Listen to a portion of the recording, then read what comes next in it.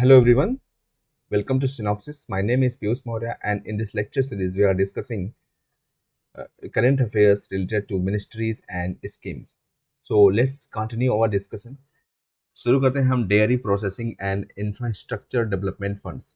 Dairy processing का मतलब होता है प्रसंस्करण।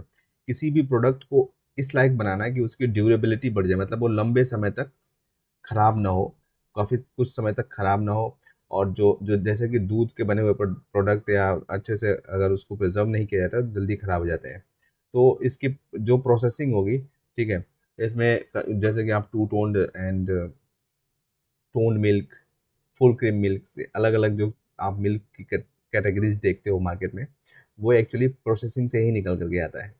तो इसका लक्ष्य क्या है कि एडिशनल मिल्क प्रोसेसिंग कैपेसिटी बनाना है, और इसके लिए जो है इंफ्रास्ट्रक्चर या इसकी जो अवसंरचना है उसमें इन्वेस्ट करना है, ताकि उसको आधुनिक और बनाया जा सके, और उसमें जो डेयरी प्रोसेसिंग प्लांट है, जो मशीनरीज हैं, उसमें थोड़ी इफ़िशियंसी लाई जा सके। और इसमें जो इंटेंडेड बेनिफिशियरीज हैं वो है 95 lakh milk producers covering 50,000 villages. End borrowers जो हैं वो milk unions, state dairy federation, milk cooperatives and milk producer companies हैं। इसके कुछ साइलेंट फीचर्स क्या हैं? एक तो ये सेंट्रल गवर्नमेंट की स्कीम है, और इसको जो लॉन्च किया गया है वो animal husbandry and dairying department जो है, जो अभी जो नया मंत्रालय बनाया गया है, डेयरिंग और जो फिशरीज से लेकर रिलेटेड जो मंत्रालय बनाया गया है, उसमें जो डिपार्टमेंट है एनिमल हस्बेंड्री और डेयरिंग का, उसने लॉन्च किया है। और इसका जो फंड है वो नाबार्ड के तहत सेट किया गया है। फंडिंग जो है इंटरेस्ट बियरिंग लोन्स के माध्यम से दिया जाएगा, जिस पर लोन दिए जाएंगे और उसमें इंटरेस्ट लगेगा। और इसका implementation national dairy development board और नेशनल डेयरी डेवलपमेंट कोऑपरेशन के द्वारा किया जाएगा। स्टेट गवर्नमेंट जो है इसकी गारंटर होगी, जो लोन रिपेमेंट कराया जाएगा, जो लोन को चुकाया जाएगा, उसकी गारंटर स्टेट गवर्नमेंट होगी। और जो इंटरेस्ट सबवेंशन होगा या सब्सिडी जो होगी इंटरेस्ट पर, ठीक है, वो 2% से 2.5% कर दिया गया है। National animal disease control programme, जैसा कि नाम से ही लग रहा है कि ये जानवरों की बीमारी को कंट्रोल करने से संबंधित है, ठीक है। तो ये फूड और माउथ डिजीज जो होते हैं, और जो ब्रुसेलोसिस जो बीमारी होती है जानवरों में, ठीक है, वो उसको 2025 तक कंट्रोल करना है, और उसको 2030 तक बिल्कुल ही ख़त्म कर देना है, ठीक है। इसके जो साइलेंट फीचर्स हैं उसमें क्या है, लगभग 600 मिलियन जो लाइफ स्टॉक्स हैं, जो पशुधन है, उसको वैक्सीनेट करना है, उनको वैक्सीन देना है, जिसमें कि कैटल्स, बुफेलो, सीप, गोट्स, पिग्स, ठीक है, इनको भी शामिल किया जाएगा। और वो फूड एंड माउथ डिजीज जो होती है उसके खिलाफ दिया जाएगा वैक्सीनेशन। और उसमें 36 मिलियन फीमेल बोवाइन क्लैप्स, ठीक है, उनको भी वैक्सीनेट किया जाएगा प्रत्येक साल, ताकि जो वो ब्रुसेलोसिस डिजीज से लड़ सके। भैंस के बच्चे की बात हो रही है, bovine clubs. And the funding जो है वो 100% फंडिंग सेंट्रल गवर्नमेंट जो है 2024 तक करेगी। और जो एफएमडी मुक्त भारत, जो ministry of agriculture department of husbandry के द्वारा जो है एनिमल हस्बेंड्री के द्वारा शुरू किया गया था, वो राष्ट्रीय कृषि विकास योजना के तहत food and mouth disease, FMD क्या है, ये एक जो है सीवियर और हाईली कंटेजियस वायरल डिजीज है, जानवरों में फैलने वाला एक गंभीर और बहुत ही संक्रामक बीमारी है, ठीक है। ये कैटल्स यानी पशुओं को, सुअरों को, और भेड़ों को, बकरियों को, और अन्य जो क्लोवन हुफ्ड रूमिनेंट्स होते हैं, उनको जो है ये इफेक्ट करते हैं। जिनके खूर वाले जो जानवर होते हैं उन पर इसका इफेक्ट पड़ता है, ठीक है। और ये एक बैक्टीरियल डिजीज है, और जो कि ब्रुसेला स्पेसीज नामक बैक्टीरिया से जो है फैलता है। और ये विशेष करके पशुओं, सुअरों, और बकरियों, भेड़ों और कुत्तों को प्रभावित करता है, और को संक्रमित करता है। और human acquired diseases through direct contact with the infects of the animal, human को भी ये मिल जाता है डायरेक्ट कॉन्टेक्ट एनिमल्स के साथ by eating and drinking contaminated animal products या इनहेलिंग एयरबॉर्न एजेंट, जो हवाओं में जो उनके जो बैक्टीरियाज फैले हुए हैं उनको सूंघने से, या फिर जो है मेडिकल जो डेयरी के प्रोडक्ट्स हैं, जो एनिमल के प्रोडक्ट्स हैं, लाइक दूध हो गया, घी हो गया, दही हो गया, जो कि विषाक्त हो जाते हैं, कंटेमिनेटेड होते हैं उससे, उसको पीने से। Nation wide artificial insemination programme, insemination programme जो होता है इसमें दूध की जो प्रोडक्शन उत्पाद है उसको बढ़ाना है, और जो जेनेटिक मेरिट्स हैं मिल्च एनिमल्स के, ठीक है, हाई सीड क्वालिटी वाले, ठीक है, उनको सुधारना है। पशु आधार जो है एक क्या होगा, यूनिक आइडेंटिफिकेशन जो होगा वो दिया जाएगा animals to enable the government to identify that and track them, ताकि जो है उनको गवर्नमेंट पहचान सकेगी और उनको ट्रैक कर सकेगी। नेशनल, जैसे कि आधार कार्ड होता है आदमियों का, वैसे ही जानवरों का भी होगा। और national mission on bovine productivity to enhance milk production and productivity and make dairy more uh, remunerative to farmers। इसके 4 कंपोनेंट्स हैं। एक तो है पशु संजीवनी एंड एडवांस्ड रिप्रोडक्टिविटी टेक्निक्स, प्रजनन कराने के लिए जो है आधुनिक तकनीकी। ई पशु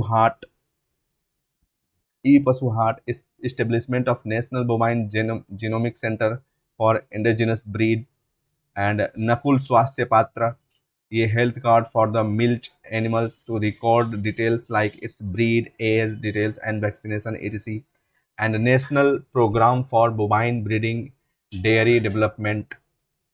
इट हैज़ 3 कंपोनेंट, इसमें 3 कंपोनेंट्स हैं।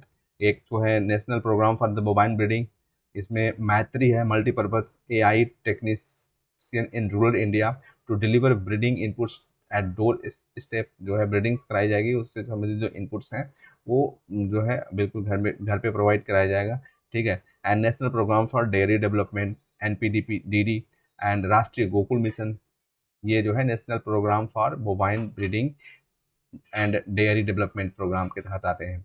राष्ट्रीय गोकुल मिशन क्या है? ये जो देसी जो ब्रीड्स होती हैं, नस्लें होती हैं, और उनके जेनेटिक मेकअप को, जो उनका आनुवांशिक स्वरूप है, उसको और उन्नत बनाने के लिए और उनके मात्रा संख्या बढ़ाने के लिए लाया गया है।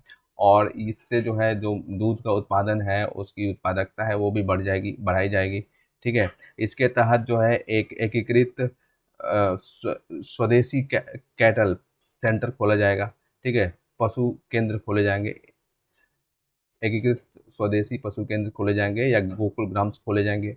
सिग्निफिकेंट इनिशिएटिव, इसमें जो है सिग्निफिकेंस कुछ इनिशिएटिव्स क्या है? गोपाल रत्न अवार्ड, इसमें जो है गोपाल रत्न अवार्ड दिया जाता है, जो अपने स्वदेशी ब्रीड के जानवर हैं, ठीक है, उनको रख रखाव काफ़ी अच्छे से कर रहे हैं और उनका प्रबंधन जो है काफ़ी अच्छे से कर रहे हैं, उनको गोपाल रत्न अवार्ड दिया जाएगा। कामधेनु अवार्ड भी जो है, जो स्वदेशी हर्ट्स हैं, जो इंस्टीट्यूशन, ट्रस्ट या NGOs, गौशाला के द्वारा उनके रख रखाव अच्छे से किया जा रहा है, ठीक है, उनके लिए ये कामधेनु अवार्ड दिया जा रहा है। गोकुल ग्राम जो है एक इंटीग्रेटेड कैटल डेवलपमेंट सेंटर्स होंगे, ठीक है, एकीकृत पशु विकास केंद्र होंगे, जो कि indigenous cattle rearing and conservation in the scientific manner, जो पशु हैं उनका इंडिजिनस जो कैटल्स हैं, जो स्वदेशी पशु हैं, उनके रख रखाव, उनका संरक्षण जो है वैज्ञानिक तरीके से करने का दृष्टिकोण इसमें निहित है। And propagate high genetic merit pools of the indigenous breed and optimize modern farm management practices and utilize animal waste in the economical way like cow dung urine। National dairy plan 1, national dairy plan 1 क्या है? इसका जो लक्ष्य है वो ग्रामीण क्षेत्रों में जो दूध उत्पादक हैं, ठीक है, उनको जो एक संगठित दूध प्रसंस्करण क्षेत्र है उस तक पहुंच उपलब्ध कराना है। और ये सेंट्रल गवर्नमेंट की स्कीम है और नेशनल डेयरी डेवलपमेंट बोर्ड के द्वारा इसको लागू किया जा रहा है, ठीक है। और ये 18 जो मेजर, जो प्रमुख दूध उत्पादक राज्य हैं, जो कि अकेले 90% पूरे देश के दूध का उत्पादन करते हैं, उन पर इसमें फोकस होगा। इसमें 3 अवयव हैं, इसके 3 कंपोनेंट्स हैं। एक है उत्पादकता को बढ़ाना है, ठीक है, और जो गांव आधारित मिल्क प्रोक्योरमेंट सिस्टम को डेवलप करना है, एंड जो है परियोजना का प्रबंधन और उसको लर्निंग, ठीक है। Dairy entrepreneurship development scheme, entrepreneurship का मतलब होता है उद्यमिता। उद्यमिता का मतलब डेयरी से संबंधित जो भी इंडस्ट्रीज हैं उसके लिए स्किल। तो डेयरी वेंचर कैपिटल फंड जो है scheme modified and renamed as dairy entrepreneur development scheme 2010 में इसको नाम बदल दिया गया था। जो डेयरी वेंचर कैपिटल फंड है उसका नाम रख दिया गया था डेयरी इंटरप्रेन्योरशिप डेवलपमेंट स्कीम। ये भी एक जो है केंद्र सरकार की स्कीम है और नाबार्ड के द्वारा इसको लागू किया जाता है। और ये संगठित और असंगठित दोनों क्षेत्रों के लिए खुली हुई है। और इसका लक्ष्य क्या है, ठीक है, जो आधुनिक डेयरी फार्म्स हैं दूध दूध के उत्पादन के लिए, ठीक है, उनको स्थापित करना है। और जो परंपरागत तकनीकी है जो कि दूध और जो कमर्शियल स्केल पे हैंडल करते हैं, ठीक है, उनको उन्नत बनाना है। और generate self employment and provide infrastructure, जो स्व रोजगार है और आधारभूत संरचना है उसको उपलब्ध कराना है, स्वरोजगार विकसित करना है। Blue revolution integrated development and management of fisheries. Blue revolution जो है मछली पालन से संबंधित है, ठीक है।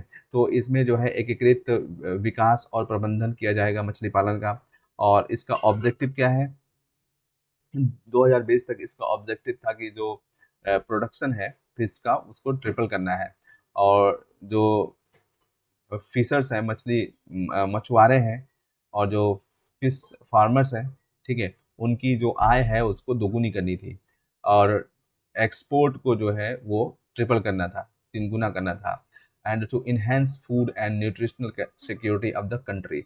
और देश की जो खाद्य और पोषण सुरक्षा है उसको इन्हेंस बढ़ाना है।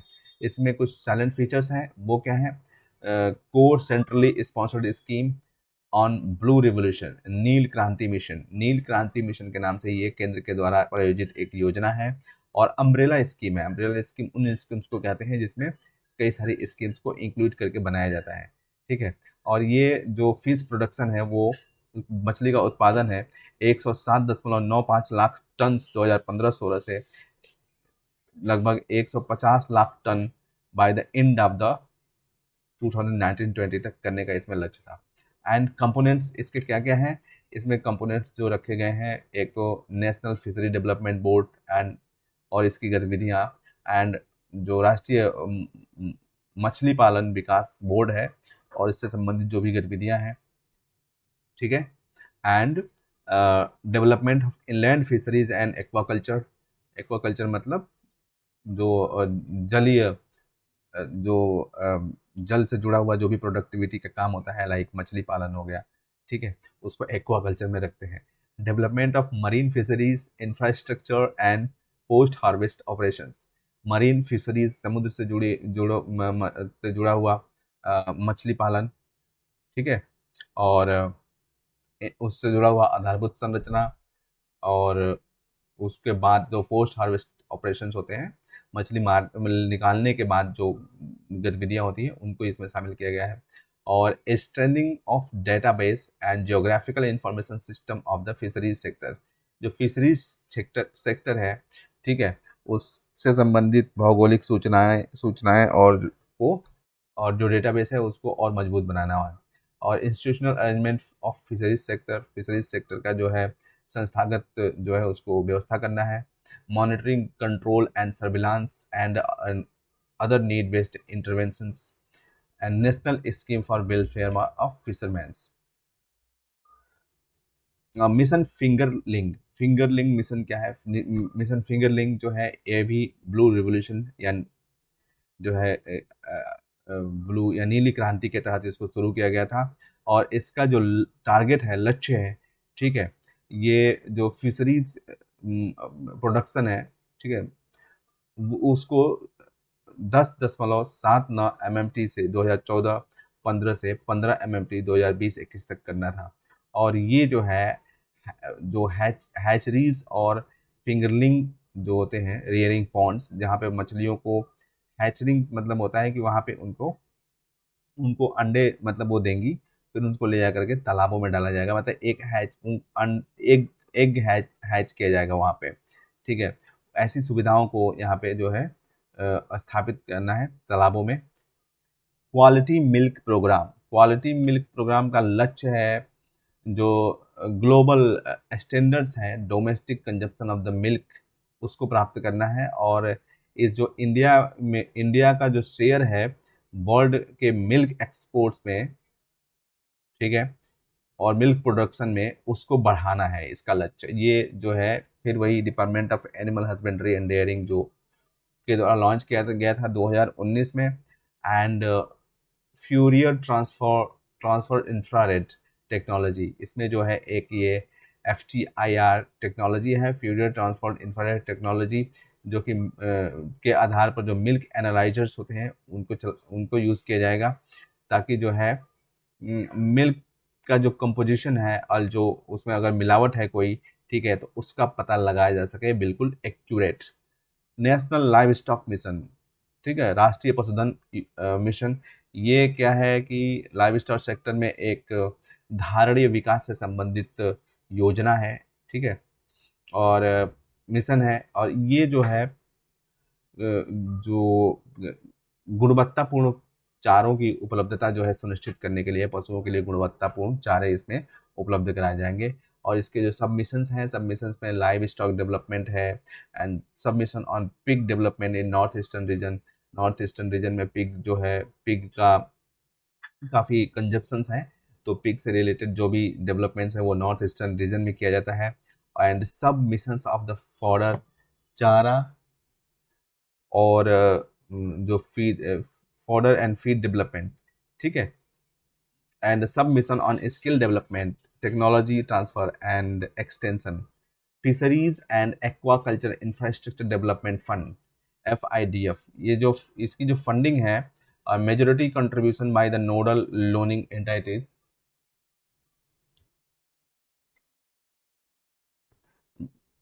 majority contribution to the nodal loaning entities, support from government of India। Nodal loaning entities का मतलब है national bank for agriculture and rural development NABARD, national cooperative development corporation NCDC and all scheduled bank, इसमें जो है nodal loaning entities होंगी। And it would provide finance to, ये जो है राज्य सरकारों को और संघ क्षेत्रों को और जो अन्य जो राजकीय निकाय होंगे उनको फाइनेंस वित्त प्रदान कराया जाएगा। और कोऑपरेटिव्स को भी वित्त दिया जाएगा, इंडिविजुअल और एंटरप्रेन्योर्स को भी दिया जाएगा। National action plan for control and eradication of glanders, glanders जो होते हैं क्या होते हैं, ये एक कंटेजियस एंड फैटल डिजीज है। जैसे कि इक्विन्स जो होते हैं इनमें हॉर्स, घोड़े, गधे और खच्चर शामिल होते हैं, ठीक है। इनके लिए ग्लैंडर्स एक जो है संक्रामक बीमारी है, काफ़ी फैटल घातक बीमारी है। और ये जो है एक बैक्टीरिया है बुरखोल्डेरिया मलेई, इसके द्वारा होता है। और ये बीमारी मनुष्यों को भी हो सकता है और इसके लिए कोई भी वैक्सीन अवेलेबल नहीं है। और इस एक्शन प्लान के तहत जो भी संक्रमित जानवर होगा उसको तुरंत ही निकालना पड़ेगा। और in case absolutely essential and positive animal में be transported and appropriate area for destruction and further disposal of the closed vehicles. Ministry of chemicals and fertilizers, रसायन और उर्वरक मंत्रालय, ठीक है, इसमें 3 डिपार्टमेंट्स होते हैं। डिपार्टमेंट ऑफ फर्टिलाइजर्स, ठीक है, इंडिजिनस एंड इम्पोर्टेड, जो भी स्वदेशी और आयातित जो फर्टिलाइजर्स होंगे वो इसमें शामिल किए जाएंगे, जो डिपार्टमेंट उर्वरक विभाग है, ठीक है।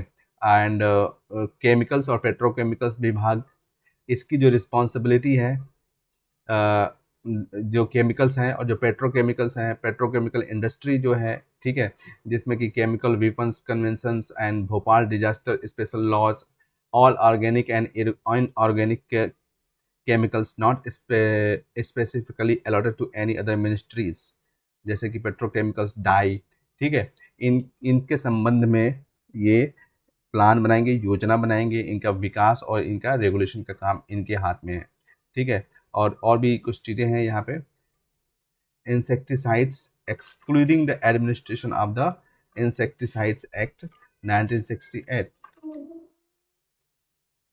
molasses alcohol from molasses root industry and potable non-cellulosic synthetic fibers such as nylon, polyester and acrylic rubber and plastic।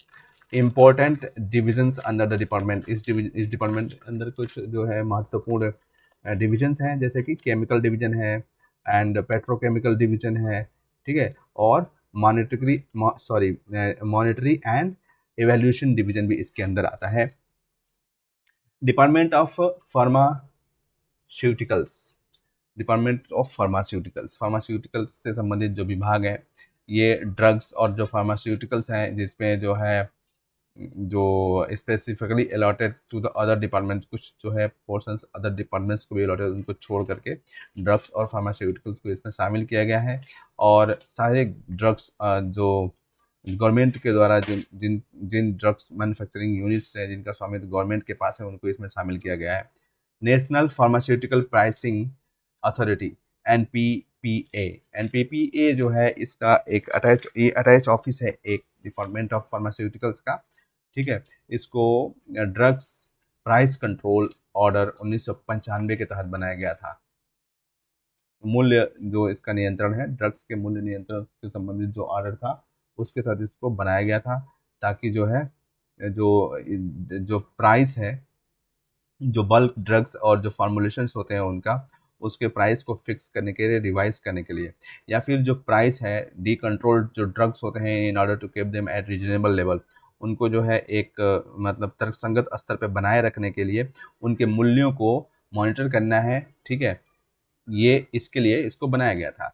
To enforce availability of medicine, और जो दवाइयों की उपलब्धता है उसको लागू रखने के लिए। Department of fertilisers, nutrient based subsidy scheme, इसके तहत जो स्कीम्स हैं, न्यूट्रिएंट बेस्ड सब्सिडी स्कीम जो है पोषण आधारित सब्सिडी स्कीम, इसका लक्ष्य क्या है? ये एक जो फर्टिलाइजर्स है, उर्वरक हैं, उनका एक संतुलित यूज सुनिश्चित करना, ठीक है, और जो कृषि उत्पादकता है उसको सुधारना, और जो स्वदेशी फर्टिलाइजर इंडस्ट्री है, उर्वरक उद्योग है, ठीक है, उसमें वृद्धि को प्रमोट करना है। And encourage competition among fertilisers companies and to reduce the burden of subsidy, जो सब्सिडी का बर्डन है उसको कम करना है। इसके कुछ साइलेंट फीचर्स दिए हुए हैं, ये क्या है? Fix amount of subsidy decided on annual basis, और वार्षिक आधार पर जो है जो सब्सिडी है उसके fix amount, and provided to each grade of the subsidise phosphatic and potassic fertilisers depending upon the nutrient content पर जो निर्भर करता है। एंड मैक्सिमम रिटेल प्राइस वो है, और PK fertilisers has been left open. Manufacturing importers markets are allowed to fix MRP, जो manufacturers हैं, जो बनाने वाले हैं, जो आयातक हैं उसके, और जो बाजार वाले हैं, ठीक है, वो इसकी MRP को फिक्स कर सकते हैं। और 22 ग्रेड्स जो है PK फर्टिलाइजर्स के, और 16 ग्रेड्स NPK जैसे कि nitrogen, phosphate and potash and sulphur जो प्राइट्रेसेस हैं, ये उनको इस पॉलिसी के तहत जो है कवर किया जाता है। अब यहाँ पे देख लो आप, जो फॉस्फेटिक और पोटेशिक जो सब्सिडीज होती हैं, जो जो फॉस्फेटिक और पोटेशिक जो उर्वरक होते हैं, फर्टिलाइजर्स होते हैं, उनको PK कहते हैं, और जो नाइट्रोजन, फॉस्फेट और पोटास और सल्फर को इंक्लूड करते हैं उनको NPKs कहते हैं। तो PKs के 22, ठीक है, और ग्रेड्स और NPKs के 16 ग्रेड्स को जो है इस पॉलिसी के तहत शामिल किया गया है। अमोनिया फास्फोरेट इसमें शामिल किया गया है। यूरिया सब्सिडी क्या है? ये भी सेंट्रल गवर्नमेंट की स्कीम का पार्ट है, ठीक है, और जो urea provided to the farmers at statutorily notified maximum retail price, जो मैक्सिमम रिटेल प्राइस जो सांविधिक रूप से उसको जो नोटिफाई किया गया रहता है, उसी पे ये यूरिया किसानों को उपलब्ध कराया जाता है। Subsidy given to urea manufacturer, जो यूरिया उत्पादक है उनको सब्सिडी दिया जाता है। इंपोर्टर्स को, जो आयातक हैं गवर्नमेंट ऑफ इंडिया के द्वारा, इसमें जो है freight subsidy for the movement of area across the country, urea के चारों पूरे देश में जो है यूरिया को जो के मूवमेंट्स के लिए जो सब्सिडी है, फ्रेट सब्सिडी, वो भी दी जाती है। नेक्स्ट है city composite scheme. City composite scheme जो है यह स्वच्छ भारत मिशन को सपोर्ट करने के लिए लेकर के आया गया था, ताकि जो city compost and subsidise rates हैं वो किसानों को दिया जा सके। Market development assistance of RS 1500 per ton and city compost is being provided. Fertilizer companies will also adopt village for promoting the use of compost. Fertilisers companies को भी जो है गाँव को लेने का अधिकार दिया जाएगा, ठीक है। और an appropriate BIS standard eco mark, ये भी जो है विकसित किया जाएगा, ताकि जो मार्केट एक्सेप्टेंट है वो बेहतर हो, मतलब उसको अच्छे से एक्सेप्ट किया जाए मार्केट में। अब जो है डिपार्टमेंट ऑफ फार्मास्यूटिकल्स की कुछ स्कीम्स यहाँ पे दी गई हैं, ठीक है। इसमें ये सबसे पहले जो स्कीम है, scheme for promotion of medicine device park, medical device park. Medical device park का मतलब है एक ऐसे मतलब सेटअप बनाया जाएगा, ठीक है, जहाँ पे मेडिकल से रिलेटेड जो भी डिवाइसेस हैं उनको डेवलप किया जाएगा। तो इनके प्रमोशन के लिए स्कीम, इसका लक्ष्य क्या है, जो मेडिकल डिवाइस पार्क्स हैं पूरे देश में, ठीक है, और राज्यों के साथ भागीदारी के साथ इनको प्रमोट करना है, ठीक है। और ये स्टेट इम्प्लीमेंटिंग एजेंसी के द्वारा इनको इम्प्लीमेंट किया जाएगा 2020-21 और 2022-25 तक। और जो मैक्सिमम जो ग्रांट इन एड है वो है 100 करोड़ पर पार्क, और ये जो है स्टेट को दिया जाएगा, राज्यों को दिया जाएगा।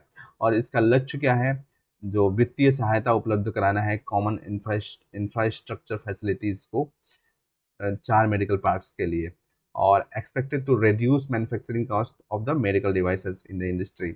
इससे क्या होगा कि जो मेडिकल डिवाइसेस हैं, चिकित्सा के लिए यूज़ किए जाने वाले उपकरण जो हैं, उनकी जो मैन्युफैक्चरिंग है, उनका जो निर्माण है देश के अंदर, उससे उस पर जो लागत लगती है उसको कम किया जा सकता है। और 85% जो of the total domestic demand जो है मेडिकल डिवाइसेस का इंडिया में, वो फुलफिल किया जा सकता है। Promotion of bulk drugs parks, जो बल्क ड्रग्स पार्क्स का प्रमोशन है, इसमें जो है 3 mega bulk drugs parks develop किए जाएंगे भारत में, राज्यों के साथ जो है भागीदारी के साथ। और ये भी स्टेट इम्प्लीमेंटेशन एजेंसीज के द्वारा लागू किया जाएगा, ठीक है। और उन जो गवर्नमेंट होंगी, ठीक है, उन्हीं राज्यों की सरकारों के द्वारा इसको सेटअप किया जाएगा। और जो ग्रांट्स जो है दिया जाएगा वो एड के रूप में, सहायता के रूप में राज्यों को दिया जाएगा 1000 करोड़ पर बल्क ड्रग पार्क के हिसाब से दिया जाएगा। और ये जो पार्क होगा उसमें कुछ कॉमन फैसिलिटी होंगी, सॉल्वेंटी रिकवरी प्लांट होगा एंड डिस्टिलेशन प्लांट्स होगा, पावर एंड स्टेम यूनिट्स भी होंगी। और जो इंडिया है, India is the 3rd largest pharmaceutical industry in the world by volume के हिसाब से जो है इंडिया दुनिया का 3रा सबसे बड़ा फार्मास्यूटिकल इंडस्ट्री उद्योग है। तो इस फैक्ट को आपको याद रखना है। तो इस लेक्चर में हम यहीं तक डिस्कस करते हैं, और नेक्स्ट लेक्चर में नेक्स्ट टॉपिक डिस्कस करेंगे। So thank you so much.